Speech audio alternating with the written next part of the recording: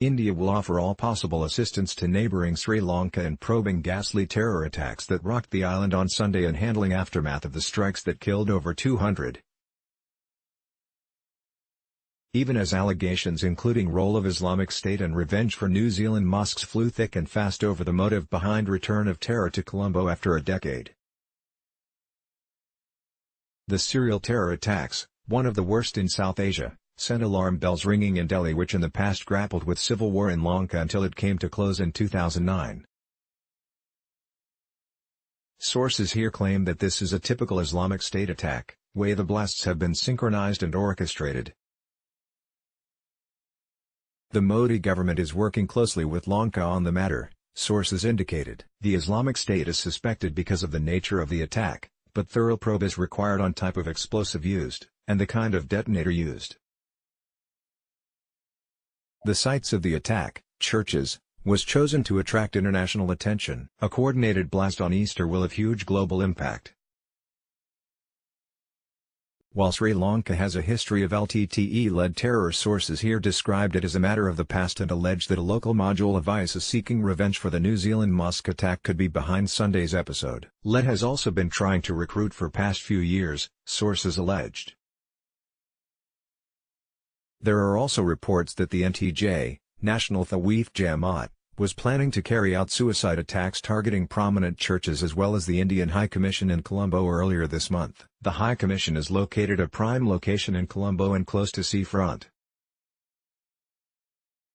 NTJ is a radical Muslim group in Sri Lanka that came to notice last year when it was linked to the vandalization of Buddhist statues. While Indian officials and security experts were engaged in brainstorming on motive and group behind the attack in the key neighbouring state, several other conspiracy theories are doing rounds. Colombo-based sources allege that Buddhist-Christian tensions have been simmering over reports of conversion and the attack could be a fallout of that. Others allege that opposition could be behind the attack to discredit Prime Minister Ranil Wickremesinghe. Amid his hectic election schedule, Prime Minister Narendra Modi held telephonic conversations with the Lankan President and the Prime Minister and conveyed heartfelt condolences on his own behalf and on behalf of all Indians at the loss of over 150 innocent lives in today's terrorist attacks in Sri Lanka. The PM spoke to the SL leadership while he was himself travelling for his political campaign. In fact, the PM spoke to the Sri Lankan President, even as the Sri Lankan President is currently in Singapore. Modi condemned in the strongest terms the serial terrorist attacks, perpetrated at sites including religious places and during a religious festival, according to a government statement.